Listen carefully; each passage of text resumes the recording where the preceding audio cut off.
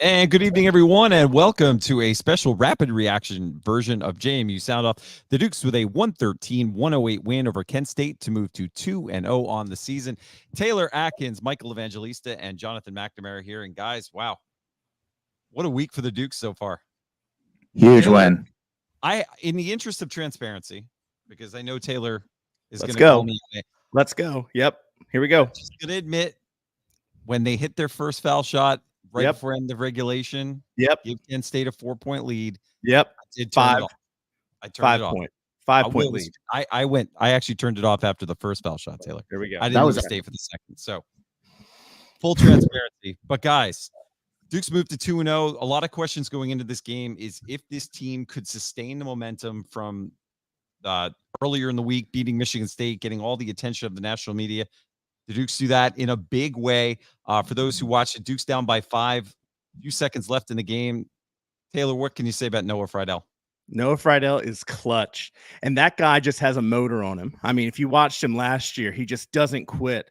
And if there is any fault of him at times, it's how he's going 110 miles an hour, and he's just, sometimes just calm down. But in that situation, he hit the three, 1.2 seconds left, took the pick, hit the shot to tie it up. I mean, I just want to, because I pulled up these two stats real quick. This Kent State team, I know a lot of JMU fans may not be familiar with JMU basketball. They won the MAC last year, right? Like they won the MAC. They have had a home winning streak that dates back to 2 years, to 2021. They had the second longest home winning streak in the country, second only to UCLA. So this is a very good team, and a lot of people were confused of like, well, why aren't we favored to win this team today?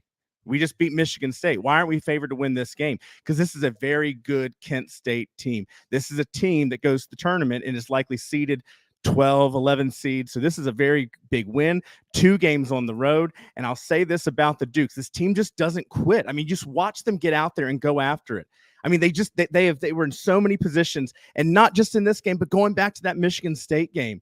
I mean, Michigan's, we got the big lead in the first half. Michigan State came back in the halftime. There's only a 4-point lead, and all of our guys were in foul trouble. And I know a lot of JMU faithful, including myself, were like, hey, it's pretty cool we're up at halftime. But this team doesn't quit. They go against all odds. And if you just watch this team play, for all the faults and mistakes that they make sometimes, I mean, they just don't quit, and you'll never see a lazy play from this team. So I'll end with this and turn it over to y'all because I know we want to make this quick. This is the Atlantic Union Bank Center behind me. Sell out this place on Sunday. Give this team the homecoming they deserve. It's a 4:00 game on Sunday. Northern Virginia, Richmond, Charlottesville, Roanoke, and the Valley. Everyone can get to this game and get home before dinner. Let's go. I feel like this is like right before the South Alabama game. Hey, really quick though, 23-win home streak. Nuts for Kent State. Bye-bye. Real quick though, before we move on to other things, let's point out one thing that this team was able to do, I thought, which really speaks to the depth of this roster. And Michael, I know we were talking before we came on, 3 starters out for the bulk of overtime. So really tested this team's ability to go to the bench, and some maybe non-name players make some big plays at the end. Michael, how'd you see this one? I know you were switching back and forth. It's a little Game of Thrones.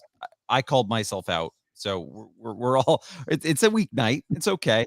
But still, what, from your perspective, to go to 2-0 with all the continued national attention that this program has gotten this week, having the ability to keep momentum going into this weekend's football games, and as Taylor said, the difference of a 2-0 team versus a 1-0 team in terms of what that crowd might be like on Sunday, this is huge for this program and huge for the athletic department as a whole, who continues to, it seems like there's a magic pixie dust spread over the program right now, just for us to continue to be able to find ways to win in these tight games. It seems to be a trait and a foundational element of this athletic department at the moment. And what a ride.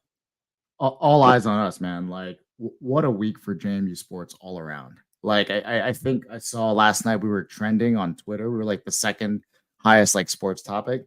I'll be honest, I'm not the most well-versed JMU basketball roster guy. I don't know many of the players, but I do know that we had a bunch of freshmen and sophomores step up at the end of the game.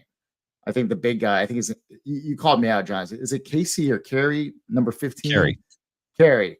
Unreal. Like, the plays that he made down the stretch, man among boys, and also confidence, man. Like, I think since we lost Amadi at the start of the year, he's going to be called upon for a lot of really key situations. So absolutely ridiculous. Xavier Brown, I think he was like the VHSL player of the year coming out of high school from the 757, just absolute gamer. Now he's got a bit of an offensive game to him. Last year, he was a bit more of a defensive stopper, like unreal. And I'll be honest, I've never been the biggest Terrence Edwards fan. I think like he's a little bit lackadaisical at times, but wow. I don't know what he did in the offseason, but he's got a jump shot now. Like he's playing good defense. Like he's really bringing up the ball at the court. Like it's pretty awesome to watch. But Taylor's like Terrence Edwards is the man. Stop talking bad about him. I was going to bring Taylor in because Terrence Edwards, though, in this game, what do you think of him or not? Some big shots and some key moments to really lead this team to a victory. Taylor, your thoughts on his performance, and then maybe because you have been to so many games, give a little bit of insight into this roster. Who are some of the faces? If there are some JMU fans, myself included, who are maybe tuning into this basketball program for the first time in a while, what can they expect to see from this roster? Who are some of the names and faces that lead this group? Obviously, in addition to Edwards, Biggerstaff is a name, obviously, that fans are going to become familiar with. But educate our fan base on who we can expect to see at the Atlantic Union Bank Center this year. If you were watching the start of the Michigan State game, I think it was within the first minute, the announcers were like, this might be a mid-major team, but they're picked to win the Sun Belt, and they've got some size to them, and that's, this wasn't one of those compliments that they're doling out halfway through the game when JMU's winning. This is one of those compliments where these Big Ten announcers are noticing the size of JMU. And that was one of the crutches that we had last year, was we just didn't have a lot of size. I want to shout out to Julian Wooden, because I do this for all my Southwest Virginia guys. Roanoke boy. Your boy. Yeah, Roanoke. Bickerstaff, I think between him and Wooden and some of the other sides that we have on this team, when you see them get the ball, they attract so much attention to that interior that I noticed a couple times. I mean, there's just guys wide open around the perimeter, and we have so many deadly three-point shooters. I mean, we shot 48% tonight from behind the three-point line, 17 for 35. I mean, this is a deadly team, and I don't think it's going to be a team, though, that's going to have to depend and live and die by the three. They just have so many weapons. But, what makes this team so different, I don't know if skill-wise and athletics-wise and height-wise, if we're the best in the conference or best in the mid-majors, but if you just see the effort, and for the three of us that are kind of, armchair athletes that, played intramurals and stuff at JMU, remember when you're running up and down that basketball court when you're playing a pickup game and how tired you are after like 30 minutes. I mean, these guys just played a 3-hour basketball game. And if you see some of those drives at the very end, I mean, they're just running full steam ahead. They're powering through a bunch of arms down there in the inside as they're going up, getting shot and fouled. I mean, they were gassed. I'm sure they're in the locker room just laying down, and just the effort that these guys give. They never quit. I think that's going to be one of the defining characteristics of this team, is what you saw against Michigan State, when a lot of people, myself and some other JMU fans included, thought we were down and out. When you thought they were down and out tonight, you're going to see this team never think that they're unable to win a game. Well, I want to ask both of you, what kind of atmosphere do you expect to see on Sunday? With now all of these days and a football game in between, with an opportunity for momentum, I guarantee you they are going to be promoting this game on the Jumbotron at Bridgeforth and in tailgate lots. Yes. What are you guys expecting to see in terms of a turnout? Could this be what we saw from the UVA game? I know I'm dominating. I want Michael to talk to you. Fire it up. We're all on the mic. I'll talk. Go ahead. Well, I saw on Twitter. There was I was going to say, like, I just checked Twitter now. We're all over the place yet again. Barstool's picked us up. ESPN's picked us up. Like, I mean, all eyes on JMU. On Sunday, I don't know, John. Is it pretty loud at AUBC? Like, I've never been. Like, is it a good atmosphere? Like, first of all, Taylor has tickets for us. So listen, I feel like if I go to the game on Sunday, I'm never gonna go back. I feel like I'm never gonna be allowed back in the house if I go to the game on Sunday. John and Michael are two of the biggest JMU fans you'll ever meet, and I'm not going to argue that. They have not seen a game at the AUBC, so everyone, get on Twitter. Tell them to get in the AUBC. I got 4 tickets. They're never used all the time. Well, they're used by me. In my defense, I will say this.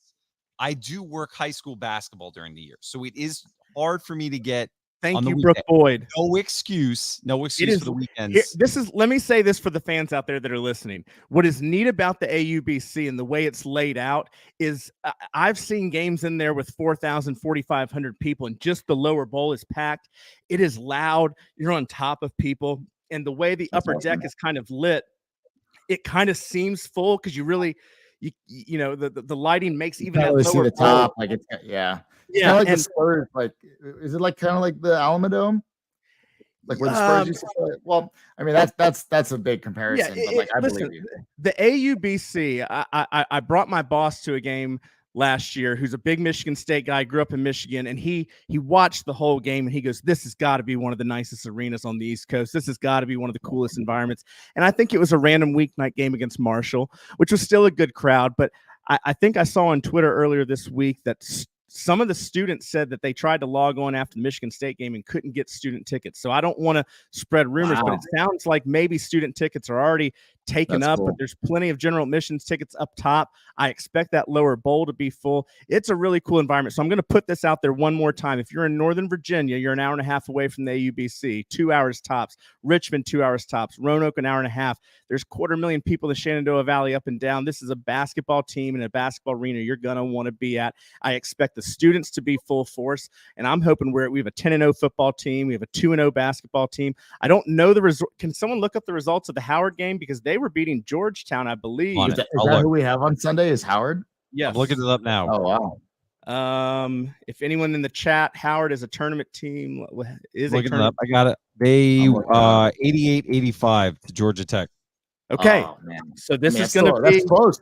This is going to be another good team. I know in basketball, a lot of times people say, well, if I don't recognize the name, you know, how good can they be? Basketball is a different sport than football. That's why when you see March come around and you see the Farley Dickinsons and the Florida Gulf Coast and these teams go toe-to-toe, the UMBC, who we have, Alex, Skyline Financial is a UMBC guy. I want to shout out to Skyline Financial for all they do for us. You know, the difference between one of the top teams in the country and a decent mid-major can sometimes be 5 or 6 baskets over the point of a 40-point game. So let me just say this. The Dukes are going to come and put on a show Sunday. It is worth giving this team the homecoming. Let's sell out the AUBC. Well, here's a question for you, because we haven't talked about our basketball coverage yet this year. But one thing, if again, I think we have an opportunity and obligation to kind of educate maybe new fans to this program who once again may have not paid attention for a reason. I want to pull up the schedule as we look out over the next couple of weeks for what this team has coming up. Obviously, you said Howard on Sunday at 4 p.m. Then they play Southern Illinois on Tuesday. That's a 6 p.m. game. They got Keystone. And then, correct me if I'm wrong, Taylor, they start to go into some tournament play after. Well, hold on. You skipped over the Radford game. Radford game on the 17th. That's a big right. One. Buffalo game on the 29th also. So let's talk about the Radford game real quick. That's the Friday night before App State.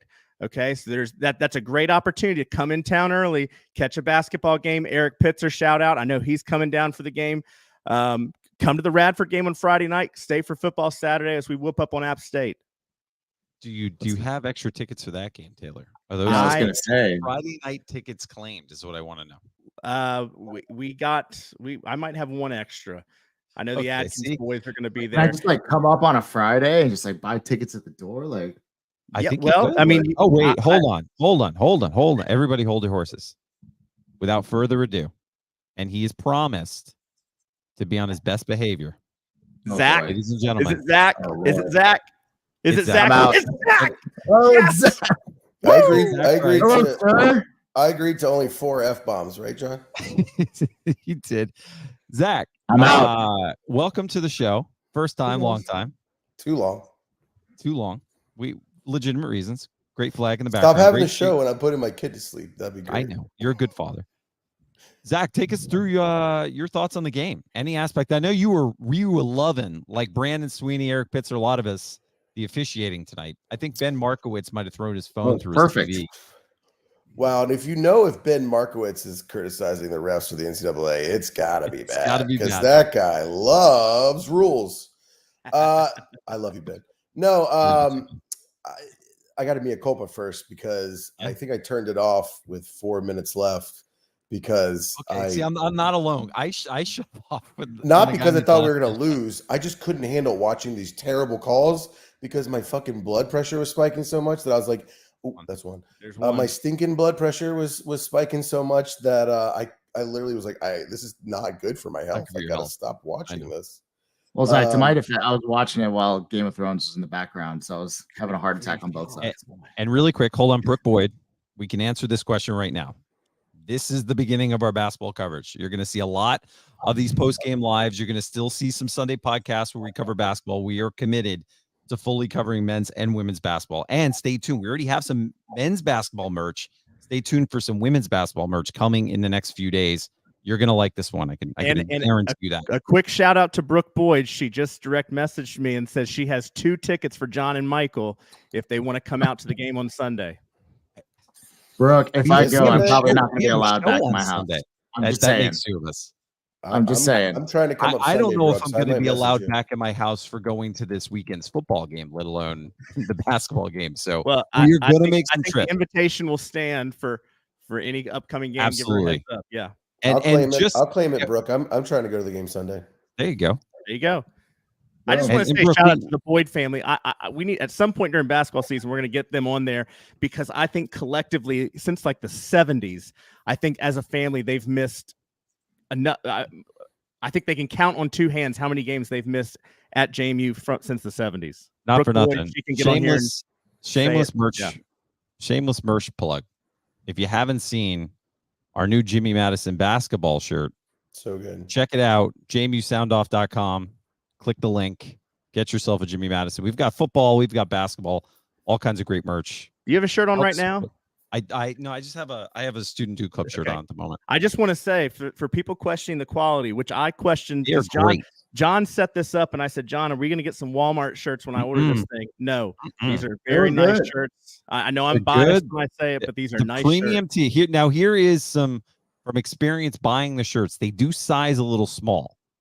So if you're somebody who doesn't like more of a modern fit tee, maybe go with the classic, but the premium tee, definitely a little bit. The hoodies are great too. Big fan of the crew neck hoodie, but we added another. Let's go back to Zach. I do want to hear Zach's like. Okay, well, we got to pay the bills sometimes too. So hey, do you guys got plus sizes for the big boys like me? We do have plus sizes.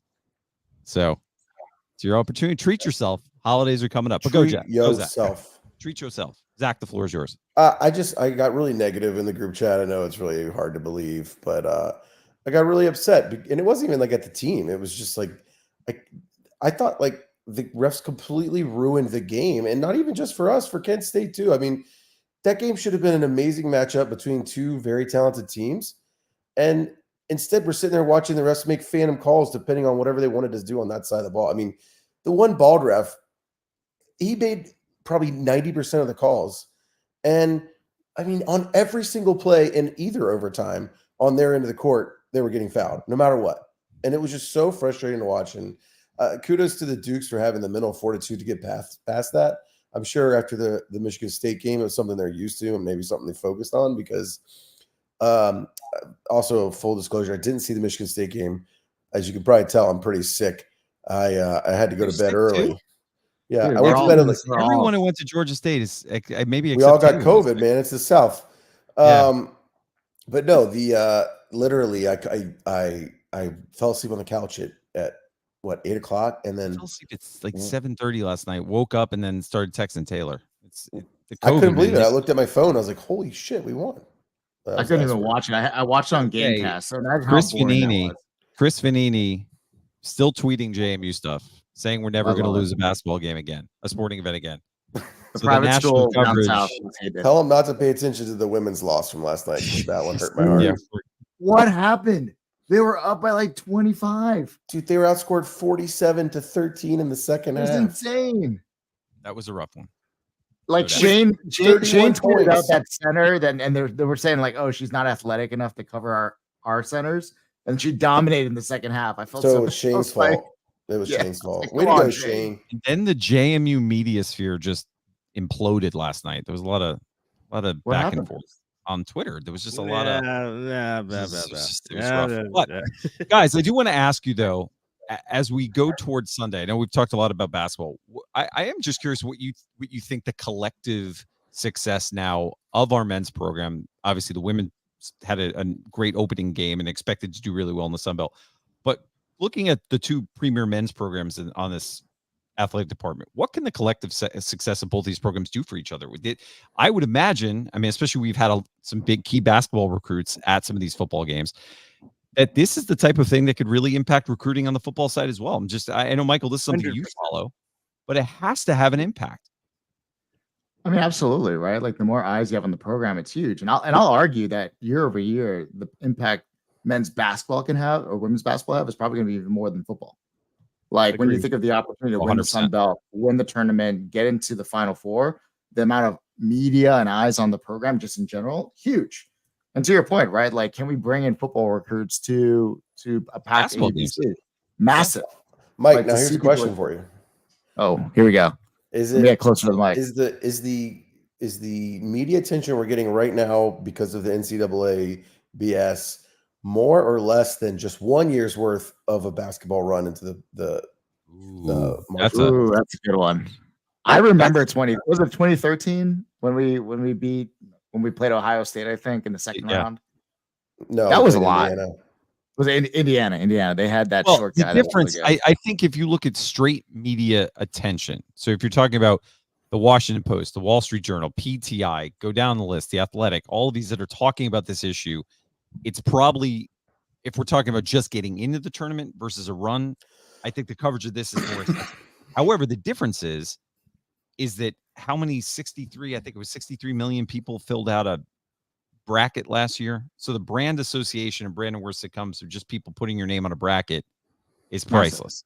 It's and I'm talking like year over year. This is different. Like right now with the waiver process and all the BS, like totally different. But year over year, I think the impact could be huge for basketball. I think I'm the other way. I don't think we're going to see us in the Wall Street Journal for making the tournament. I mean, we might have our name printed in the bracket. You got to win a couple of games. I also think we're like almost on the forefront of everyone's mind. I know at my office, like it's the only thing people talk to me about is JMU football, and after Monday night, Michigan State. But I think that right now we're kind of seeing a high watermark, especially in Washington Post, Wall Street Journal, every ESPN show. But we'll still see that. I do think that if you take the combined multiple year runs, if we do get to make those, then I would agree it's probably basketball and being in the tournament, especially if you have success a couple years in a row. But I just think right now we're seeing, I mean, I know everyone's said this, but I just have to say it for the record. We are all the biggest JMU fans that we know. And if you told any of us 2 years ago that this would be happening, no chance. Like we'd all be like, you're on fucking stinking drugs. That's 3. I'm sorry. Okay. Well, now you might as well make your. If you've done 3, you might as well just do 4 and do your call out for people to donate because you did it on. You out. You better get the unedited version of that video. Join our Patreon if you want to see the unedited version of that Price at a tailgate. Our sound off OnlyFans. Listen, hey, I didn't say anything wrong. You didn't. It was. Can we start a Patreon where the access behind the paywall is just a 5-minute rant from Zach weekly? Yes. People want it. People want why would we limit it to 5? Just let him. Because I think the internet can only. I mean, I think servers explode after minute 5. I think JMU Nation is ready for it though. Maybe not like 5 years ago. I think we're ready now. If you're watching this right now and you don't donate at least to the Duke Club, just turn this off. You don't root, man. Don't turn it. If you don't donate, if you don't donate to the Duke Club, what are you doing? Give it $200 a year. I was going to say, divide it by 12. It's so minimal. Hold on, wait. So easy. You can make a payment plan. You don't even have to give it all at once. Take $10 out a month. Please, not that hard. If you want us to continue to see what we're seeing right now, the factors that have led to where we're at right now are such an unbelievable mixture of hard work by Jeff Bourne and a lot of the guys in the Duke Club, but it's not based on our money alone. And the only way that we're going to continue that and to continue this momentum is if we start raising some money. And it's Amen. Click below. I'm not trying to scare you guys, but, it'd be the worst thing in the world if we didn't use this momentum to push $10 a month, $20 a month, whatever it is. The downside of this success, if there is a downside, is there are plenty of programs across the country, especially if we're going to just focus on the football team for a second, that are looking at the players on our roster with much deeper budgets on their NIL collectives. Amen. So there is a reason why. And I have had, I think we're up to 3 people that have asked me now, hey, what do you guys do? You're always talking about the collective. Well, first of all, we're a partner with them. Second of all, as a fan, it's just a no-brainer thing. There have been reports of what Isaac Ukuku got to transfer. He's not going to be alone in terms of other programs coming after our players. And if we want to be able to maintain the success and keep the players on this roster that we're all familiar with, make that donation today to the Montpelier Collective. As Zach said, get that football, get the commemorative football for the UVA game. There's a limited amount. Contact his boys, Jake. Jake's probably watching. Contact Jake. Contact Cliff. And make it easy. Do like a monthly thing. Yeah. $15 a month, whatever it is. Like whatever you pay for coffee. Inflation's real. And let's not $25 to go to Chipotle. There may or may not be a commemorative basketball coming up here soon potentially. So let's just put that. I don't know. I'm just saying there could be. So yeah. Hey, wait, we've got some breaking news. I didn't look at this. What's going on? Hold on. UVA's beating Louisville. They had a scoop and score. So UVA only beats top 25 teams.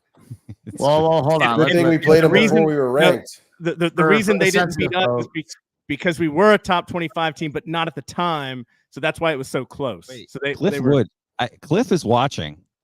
Cliff. I'm just going to say, Cliff, let's make some videos. If you want to pop on, Cliff, someone I'm sending you an email. Hold on. I'm sending Cliff an email. Let's see if he's by his phone, Cliff. Cliff, let's make some videos with my shirt off and cursing. Hey, Cliff, how much money would that bring into the Duke? You know what would look good right here is a commemorative Michigan State JMU basketball. I'm sending Cliff an email right now. We're going to see if we can get Cliff on. Because Cliff went to Michigan State, by the way. Hey, listen, Taylor, where's your UVA football, bro? Broadcast. My UVA football is currently in the hands of Jake Kuntz. I'm picking it up tomorrow, Friday, Saturday. It's a good looking if you're football. watching, because I know you're working on the website. You can also get in if you want. Cliff, I sent you an email link. Hey, real quick, while we're plugging footballs, I believe there is another Jalen Green autographed football up on eBay right now that benefits the collective. So heads up. Do we know what it's up to? Do we know what it's up to yet? I saw it earlier today. I think it was newly posted, correct? The first one sold for what? Cliff, you can do it on your phone, Cliff. Yep. Come on, you can get your this is like therapy. You can get your heart rate down. Come on, Cliff. Hold on, let me share my screen. I want to share my favorite. Does Cliff still use dial up? Hold on. Wait. There you go. Cliff know what the internet is? Oh, here it is. Come on, Cliff. You have a captive audience to raise money. Let's see the reply. What's going on? That's JMU Sports right now. Let's see the reply, though. The reply? The one I sent you. I don't even know what the reply is. You still never checked it. Oh. That's Ben's. Go to yours. Go to your retweet of it and then go to the reply. I just want to go to it's the real life Duke Dog with I Am Chaos. Gosh, I have a ton of missed text messages. I was going back to see the John McNamara one that said, hey, do you want to hop on here 5 minutes tops? We're at minute 28, but I hope everyone's enjoying it. That must mean it's going well. Let's just go. Let's keep going. He texted me with like a minute left. Doing the Michigan State, whatever I did twice because I missed the audio in the first one. And then I feel bad because I saw a couple of JMU football players come on and I was like, oh, look who it is. And I'm like, I probably shouldn't have said that because I'm not supposed to be on social media. But they just love the sound off so much they couldn't help themselves. I mean, what are you going to do, right? No way. The football team is never on social media. What are you talking about? Can we talk about Harry O'Kelly and him giving me a shout out on the last sound off? Because he left out a really important part of that. Not only did I offer him a beer, I offered him my sister's hand in marriage. And I'm really upset that he left that part out on the turned her down? No, I think she wasn't. Well, she wasn't keen. I'm not trying to put her on the spot, but I'm pretty sure that he slid into her DMs and she lives in Georgia, so what are they gonna do? Okay. Yeah. He is a world traveler though. I have noticed I've marked it every time he's gone to Georgia, trust me. Is Harry going to be at the game on Saturday? Does anyone know? I'll text him. We'll find out right now. By the way, I think it was his birthday this week too. You didn't text him on his birthday? I didn't. I got sick. I texted him. We've had ear infections. This has been a crazy week for us. Whatever I have, my kid, I had it originally, and then I gave it to my kid, and he gave it back to me. You know why? Hey, CVS Pharmacy, get your act together. No antibiotics in the city of Richmond. You know why? You know why I didn't get sick? Because I broke a rib. Breaking news. Have we shared that information? Is it official? Why don't you share how you broke the rib, though? Hold on. Can we get the video? John kicked you when he was kicking that field goal in the Hall of Fame? No, I made an incredible diving catch, and it was just a terrible throw. And I'd landed wrong. I thought I hurt myself. I went to the doctor on Monday, Tuesday. Do you allow me? Can I post it on Twitter how you broke your ribs, and then I could show it on the boys and girls. Make sure to stretch. I thought you didn't get sick because you passed on the Jazz cigarette that everybody's passing around. Hold on. Cliff Wood, ladies and gentlemen. Cliff. Speaking of Jazz cigarettes, the gang is here. We're not. I thought I had it in my contract that I would not be on if Zach Price was on.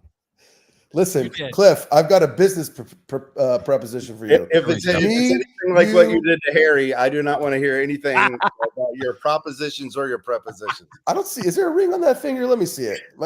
She's an eligible bachelorette, all right? Well, I'm sure she appreciates all your hard work. No, she doesn't. Her boyfriend really doesn't either. Cliff, that was a hell of a game. Have you just got to ask you?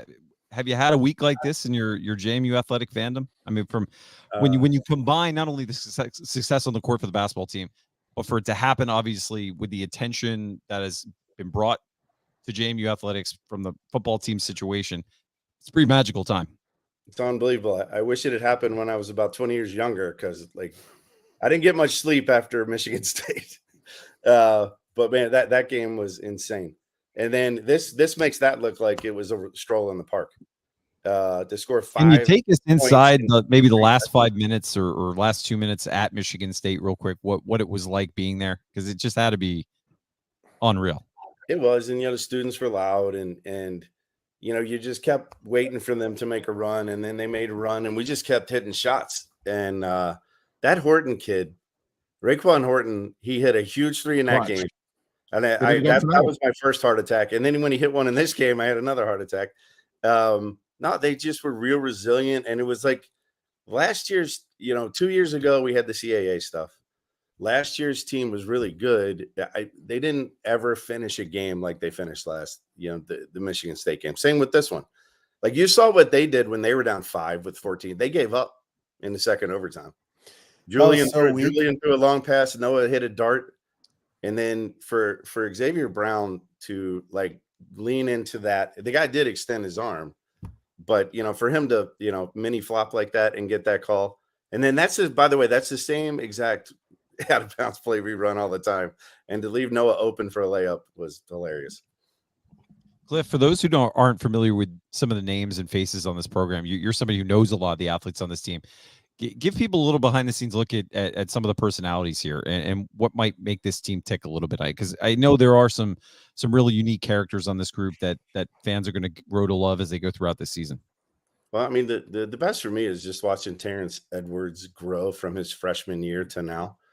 And how hard he's worked on his game and how hard he's worked both on and off the court. And he definitely kind of took over in the Michigan State game. If we could have finished a little in this game, he would have been the MVP in this game.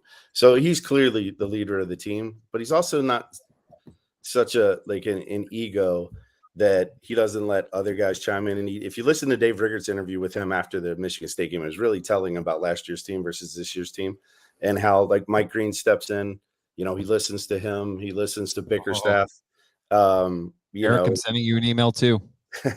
He listens to Bickerstaff. So Bickerstaff coming in from a Power 5 school and being able to get 14 rebounds against Michigan State. Noah had 10 rebounds against Michigan State in the first half. So, Noah Fredell's another one that if he's hot, forget it. So it's an interesting cast of characters, but it all runs through Terrence.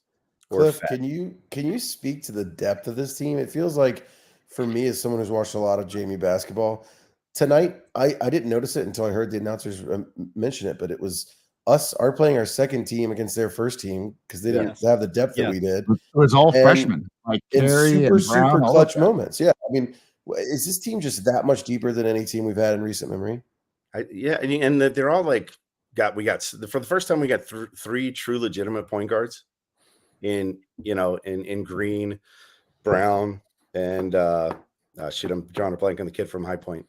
But so they're all interchangeable, and that run they were making, was a bunch of young guys. And then if you look, Xavier Brown's a perfect example. I don't think he scored in regulation and finished the game in double digits, and pretty much took it on himself to take some really big shots. I wasn't thrilled with the one at the end in overtime when you had Terrence, but like it almost went in. So I think it's a good point, Zach. I think this is one of the deeper teams that we've had. And look, we have got to stop. I know some of the calls were iffy, but we have got to stop being so physical on some of these drives to the basket. I mean, Julian Wooden's played like a total of 25 minutes all year. Noah's been in foul trouble in both games, and eventually that's going to catch up to us. But luckily we do have depth, and those guys aren't scared to take big shots. And it does, I think it's a characteristic of Byington's team because we're much deeper this year than last year. But last year, even, I think we had 8 guys averaging double digits, and we had 10 guys averaging double digits in minutes. And so, Byington seems to like to run that bench, which allows us to kind of play that pressure defense as you get late into the game, especially when you saw us pressing. We got some fresh legs. I think the big difference is, Cliff, to your point, is while we went deep in the bench last year, I think the depth in our bench this year there's not a lot of drop off from the first 5 guys to the next 5. Yep, agree. And he plays the hot end, and if you don't like it, too bad. And that was the other thing. Every starting lineup last year for the first 10 games was completely different, and he really matches them up with who we're playing. I mean, we've had some bad luck with injuries, so knock on wood. I mean, if we can be healthy this year and get kind of a rotation going, I think that'll pay big dividends, because if you can go this deep in a tournament, especially if you get that double bye at the end, that'll be hard to play. Will be hard to play against. And I'll say this too: we haven't even seen the best of like Quincy Allen. Like I think that guy's got like tremendous potential, and he's like just scratching the surface right now. So I think to your point, we do have 3 legitimate point guards, and we've learned from Byington. He just wants to push the ball, like the organized chaos in the basketball court, right? Like he just wants to push it. And he just gets athletes on the field. The announcer kept saying, I think James Madison likes a slower pace. And I'm like, what are you talking about? What are you talking about? Yeah. They didn't know the rule at the end of the game. We did not call timeout. The clock's supposed to stop on that made basket. They didn't pick up on that the whole time. They just thought it was a timeout. I didn't hear them, but I heard like there were a bunch of homers. So like it's their announcers. I thought the woman that did play-by-play was really good. He just didn't know basketball. It was driving me insane. Cliff, we talked about before you got on why it's so important right now for people to support the collective. We'd be remiss if we didn't give you an opportunity, at least with all the sound attention. off on it. It also means there's attention on the athletes that we have on both the football field and the basketball court. Why particularly is this moment in time the perfect time for somebody to maybe make an investment again in the Duke Club first? Yep. But if they've made their Duke Club gift to the collective. Yeah, it was funny. I was talking to Scooter today about the same thing, about how we both have to be kind of in sync on this. Is the time that it now is, you've got to take advantage of what's going on right now, because this doesn't happen every day. And I don't care if people are sick of hearing us talk about it. I don't care if they're sick of you guys talking about it. We're not sick of it. It's important. And look, and even though everybody's fired up and everybody's tweeting and texting about it, it reminds me a lot of when we went to the College World Series in softball. And we had a donor match of $25,000. And I'm like, the person said, well, I'll do it as long as you guys are in it. I'm like, oh, geez, that's 2 games. So we were really pounding it. And then we win the first game. And I'm like, okay, we're done. And we got $9,000. No, $6,000. And then we beat Oklahoma State. And Odyssey made that phenomenal play at home plate. I'm like, now it's done. I go back after the game and check on it. We're at $9,000. So people get really, really excited, and we have huge fans. But like, we have got to continue to support these teams and get us to that next level. And what the coaches are doing now with NIL, because we do not pay kids, that contract kids in the portal or freshman kids, they come and say, look, this is what could happen to you. What Mark says is all our returning guys that got minutes are on an NIL deal. Like, in order to continue to do that, we need to make not just money this year, next year, and it needs to grow. Like football, I can't imagine the pressure that we're going to come under football as we continue to win. And just in your head, the guys that could come back. Yeah. right? Their marketability is never going to be higher than it is right now. Well, and let's talk about that, because there's guys on the football team that Montpelier Collective helped out that had maybe slightly bigger offers elsewhere, and they said, "Look, as long as I want to be here, I want to play here. This is they my want to home." be part of the game. That's it. Right. They want to be part of the game. It's not even that we need to go toe to toe and match every single P5 offer. It's just getting something out there. And then as it relates to basketball, where football, you have 100 guys on that team and you have to, spread that out so much. Basketball, when you're talking about 2 or 3 guys, 4 or 5 guys, I mean, there's a lot more impact that those dollars can make. So just to emphasize, Montpelier Collective is not a football collective. It's not a basketball collective. It is an all sports collective. And the biggest thing is that it is a retention collective to continue to keep the 10-0, the 9-0 football team, the 2-0 basketball team, the women's basketball team that's preseason #1, the volleyball team that's trying to repeat as champions, this men's soccer team that just knocked off #1, the women's soccer team that's going to the tournament. I mean, this is it, guys. Hey, let's can I chime in here? Welcome, Eric Pitzer. Hi, Eric. Go. Hey guys. It's Legend. pretty simple. We don't need to 5-minute podcast. We can yell at everyone. But everyone gets it. No, I'd like to yell at them. Everyone knows the NIL landscape. Go get your And chance, Zach. we have a chance here, and we need to simply give enough money to retain players. And that's what we need. And that's what we need people to do. And I think we'll start there. And I need to quiet down here. We got kids awake, so I'm gonna mute myself and let other people talk. Well, look, one thing I was thinking about earlier was to my eternal shame, I'm still on the message boards, RIP Duke's Domain, but they were talking about doing a board donation raise, and I thought that was such a good idea, and I like the accountability of it. I like the badge of honor being like, hey, I donated an extra amount on top. They need to figure out how to like earmark that so they can tally the total, or like I think they're just right now plugging into a Google Drive, but I think it would behoove the Duke Club to like have an extra tab for like, hey, see, Duke's Domain. It's not Duke's Domain anymore, whatever they call it. Give to this, which goes out to wherever. But maybe it's something like that where hey, we all give as a part of Sound Off. If you give as a part of Sound Off, we all know who's given. We've all seen who's given. I just think that JMU and our alums are usually on average such social people, and it's so easy when you're looking at something like that to want to be a part of the club versus, yes, I joke about shaming people. I happen to think I'd be very good at it, but it's probably not going to be very effective, right? Like no one's going to listen to me and be like, let's give this guy money. But I do think you need some of that. You need a little bit of that undertow somewhere there. But I think more importantly, it'd be, hey, look, here's the people who've given. And if you don't have that tag and you're joining the conversation, I mean, it's almost like a verified on Twitter is what I'm imagining it. But I guess we'll go to Elon and say, hey, can you give us a purple verified button if you've donated to the Montpelier Collective? Well, I think the Duke Club, I was okay with shaming people with that 6%. I think the collective is a little bit different because people still don't understand it. Sure. I appreciate the opportunity to come on when I can come on and explain. But like when I'm sitting with donors, it's a good hour conversation to explain the charity piece of it. And if you guys have seen the United Way from Harrisonburg and Rockingham, they contracted with Terrence. So, they think Terrence up on social media. So that's kind of how we're trying to work to build both Terrence's brand, the United Way's brand, and in turn show people that what we're about as a collective. Like, and he's done some commercials and he did some stuff right before the Michigan State game where he sent it to Jim and Jim posted it on the site. I think they tripled their followers after the Montpelier Collective kind of said how excited we were about that partnership. The same thing with the Red Cross. And Jonathan, I think the student athletes have really appreciated being involved with charities that they care about. Now, John's had to do a lot of hand-holding through that.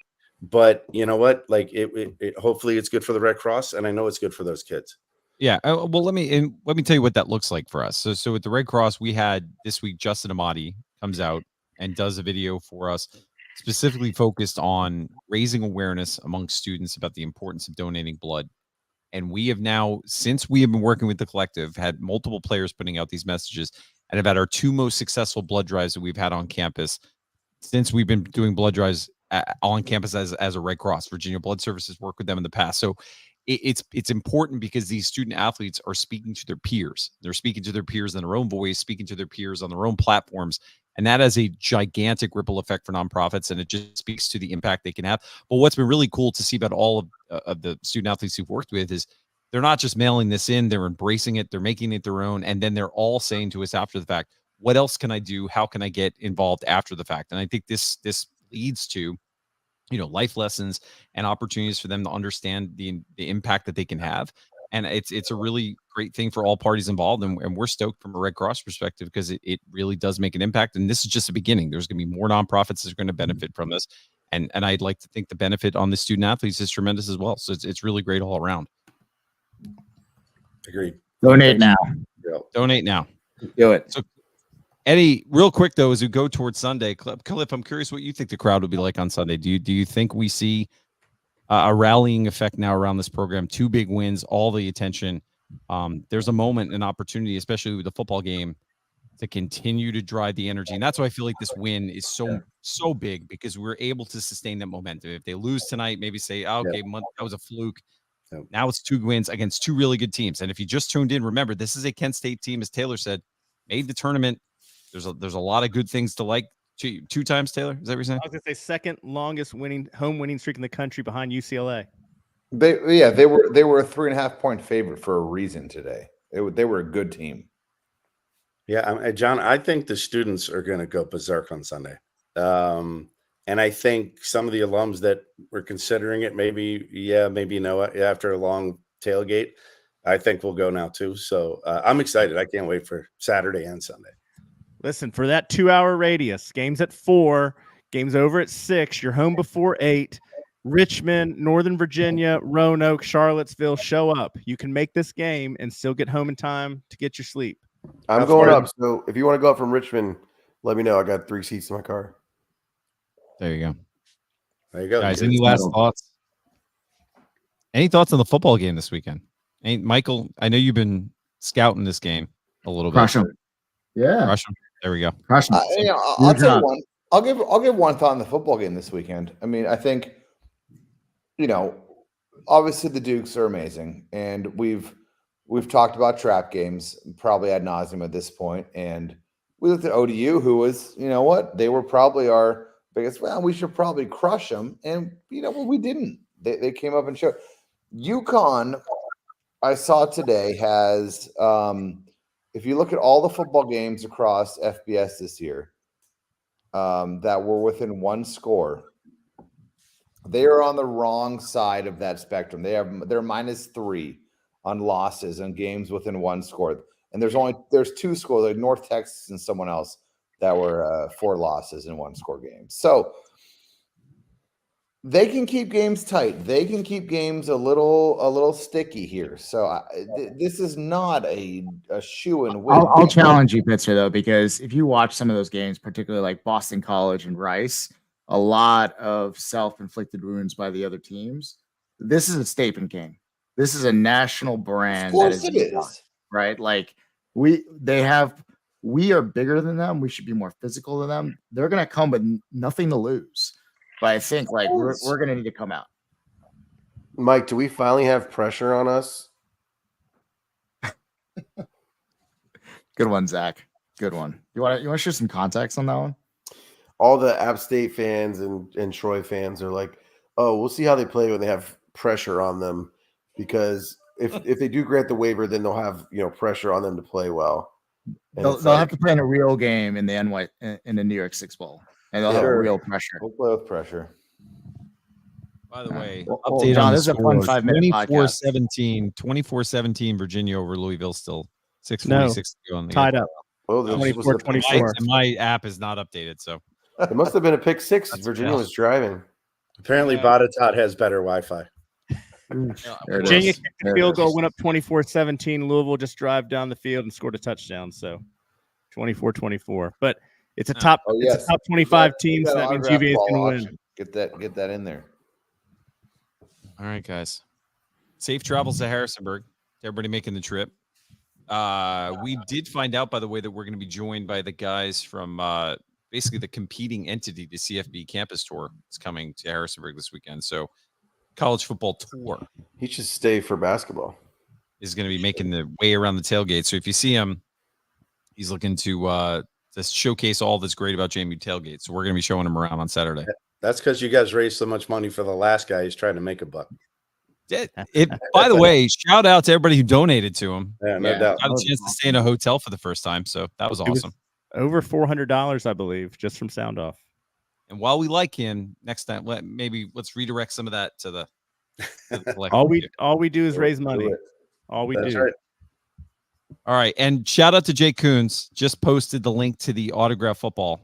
Do it. It's on eBay. Bid on it. I don't think you can click on the link, but we'll post it to our channels as well. And look, Jalen had a great career. It's a good way to support both him and the collective. Yeah, congratulations to him. And this is not the last we're going to see Jalen Green. Maybe the last in a JMU jersey. Not the last time we're going to see him playing football and having a meaningful impact. No doubt he's going to come back stronger. All right, guys. 5-minute podcast. Hey, any last thoughts? I got one more thought. 1, 2, 3. Go fucking Dukes. There you go. That was 5. He made 4. 5. 4. No. Zach had to make it slightly inappropriate. He did. Now we're demonetized. I think the FEC is coming after us now. I'll take it. No, FCC. No, we're not regulated. Whatever. Guys, Probably it's been a big, pleasure. It's been the best 5-minute podcast we've ever done. Whoop, whoop. I'm probably not allowed downstairs now, by the way. It's okay. It's all right. Fine. Go Dukes. See you guys, Michael. Enjoy your gender reveal party. We'll see everybody Sunday at 8. Donate to the collective. Good night, everyone. Go Dukes.